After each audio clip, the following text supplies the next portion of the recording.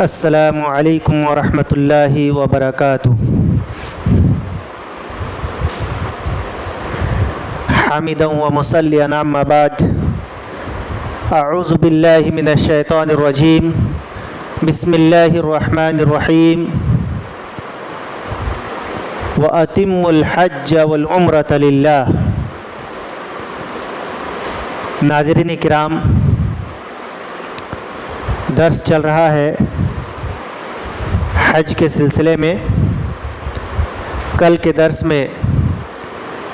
حج کا تعارف پیش کیا گیا تھا،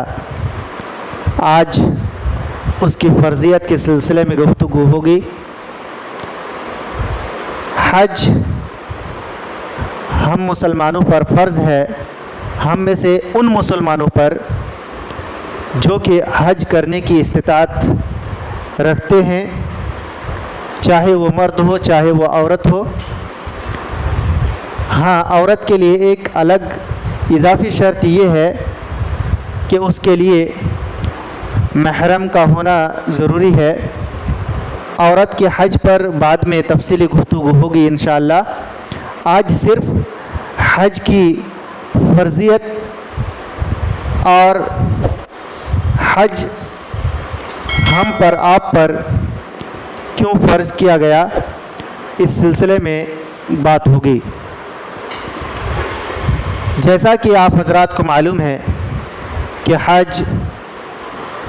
اسلام کے 5 ارکان میں سے ایک بنیادی رکن ہے، اور تمام صاحب استطاعت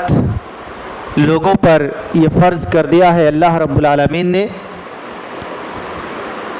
اللہ رب العالمین نے قرآن حکیم کے اندر ارشاد فرمایا، وَلِلَّهِ عَلَى النَّاسِ حِجُّ الْبَيْتِ مَنِ اسْتَطَاعَ إِلَيْهِ سَبِيلًا وَمَنْ كَفَرَ فَإِنَّ اللَّهَ غَنِيٌّ عَنِ الْعَالَمِينَ، کہ اللہ رب العالمین کے لیے لوگوں پر حج کو فرض کر دیا گیا ہے۔ حج فرض ہے ان لوگوں پر جو کہ استطاعت رکھتے ہیں، طاقت رکھتے ہیں اور اپنے اندر اس کے لیے سبیل پاتے ہیں۔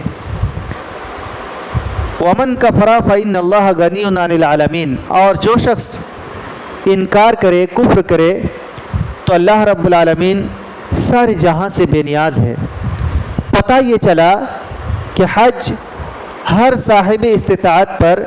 فرض ہے۔ جو شخص سبیل پاتا ہے، راستے کی آمد و رفت کا جو خرچہ ہے وہ برداشت کر سکتا ہے،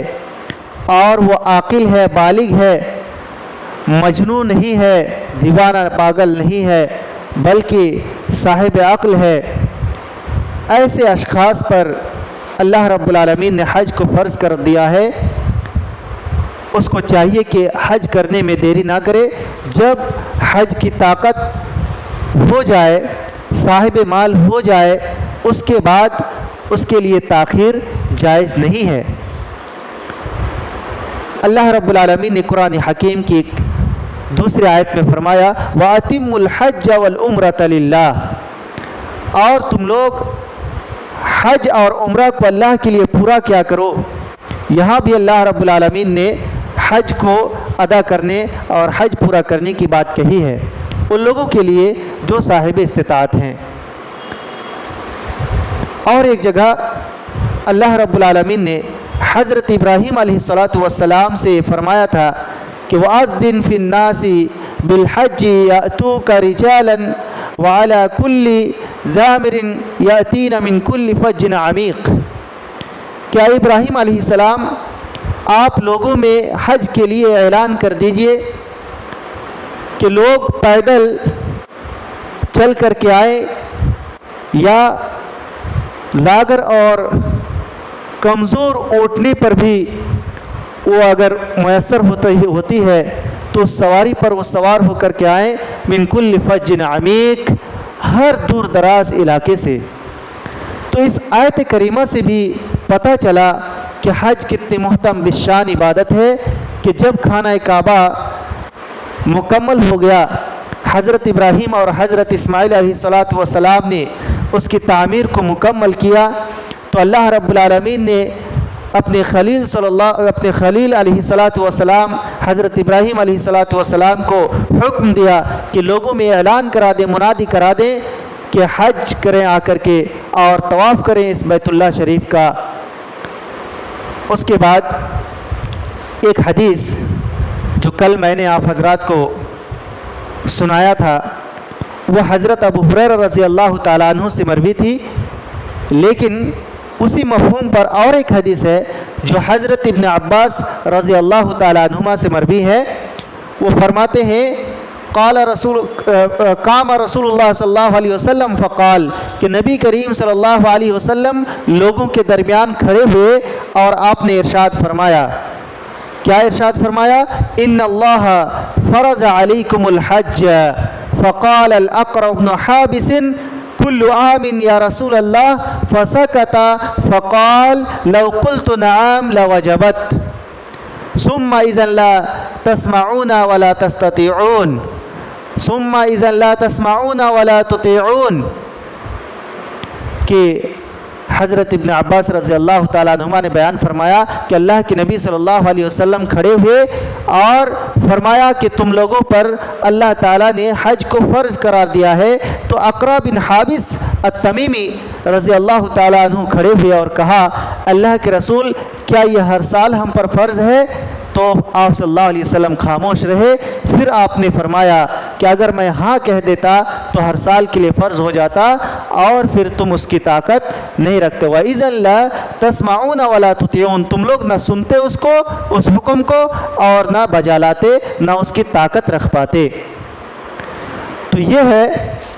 اور پھر آپ صلی اللہ علیہ وسلم نے آگے فرمایا وَلَكِنَّهُ حَجَّةٌ وَاحِدَةٌ لیکن عمر میں ایک مرتبہ صاحب استطاعت پر حج کی ادائیگی فرض ہے۔ اسی طریقے سے حضرت عمر بن خطاب رضی اللہ تعالیٰ عنہ نے فرمایا، ان کا قول ہے کہ من اطاق الحج فلم یحج کہ جس شخص نے حج کی طاقت رکھی یعنی حج کا سبیل اس کے لیے پیدا ہو گیا اور حج کا خرچ وہ برداشت کرنے کے قابل ہوا، فلم یحج اس کے باوجود اس نے حج نہیں کیا، فسواء مات یہودیا او نصرانیا تو اس کے لیے برابر ہے کہ وہ یہودی ہو کر مرے یا نصرانی ہو کر مرے۔ اسی مفہوم پر ایک دوسری حدیث جو نبی صلی اللہ علیہ وسلم کی طرف منسوب کی جاتی ہے اس کی سند ضعیف ہے، لیکن یہ جو اثر ہے حضرت عمر بن خطاب رضی اللہ تعالیٰ عنہ کا یہ بالکل صحیح ہے۔ اس میں انہوں نے کہا اتنی زیادہ سختی انہوں نے کی اور اتنے زیادہ سخت الفاظ انہوں نے کہے کہ حج اس قدر صاحب استطاعت پر طاقت رکھنے والے پر فرض ہے کہ اس کو طاقت رکھنے کے باوجود اگر وہ تاخیر کرتا ہے تو وہ گنہگار ہوگا۔ ایک حدیث میں جو مسند احمد کی حدیث ہے، نبی کریم صلی اللہ علیہ وسلم نے ارشاد فرمایا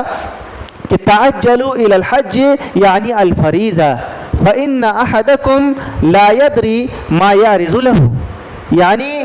تم لوگ جلدی کرو، تعجلوا الی الحج یعنی الفریضہ تم لوگ حج کا جو فریضہ ہے اس کی طرف جلدی کرو، یعنی جب اپنے اندر اس کی طاقت پالو تو تاخیر نہ کرو۔ فإن أحدكم لا يدري ما یارز لہ اس لیے کہ تم میں سے کسی شخص کو یہ معلوم نہیں ہے کہ کل کو کیا عرضہ لاحق ہو جائے گا، کیا اس کے سامنے کیا چیز پیش آ جائے گی اور جس کی وجہ سے رکاوٹ بن جائے گی، اس کے راستے میں وہ چیز حائل ہو جائے گی اور پھر وہ حج ادا نہ کر سکے گا۔ لہذا نبی کریم صلی اللہ علیہ وسلم نے تاخیر نہ کرنے کا حکم دیا اور کہا کہ جب صاحب استطاعت ہو جائے کوئی اس طاقت کو پہنچ جائے کہ وہ حج کا فریضہ انجام دے سکتا ہے تو اس کو چاہیے کہ وہ بالکل دیری نہ کرے اور تاخیر نہ کرے، یہ نہ کہے اپنے دل میں کہ اس سال چلو